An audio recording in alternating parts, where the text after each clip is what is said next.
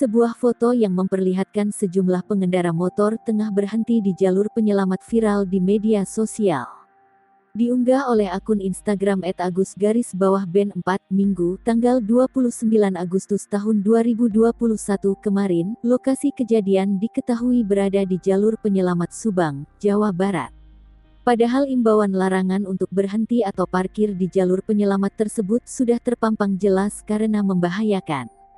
Sony Susmana, Training Director Safety Defensive Consultant Indonesia, menyayangkan tindakan yang dilakukan pengendara motor tersebut. Pasalnya jalur penyelamat wajib kosong karena merupakan tempat atau titik tangkap kendaraan yang mengalami remblong.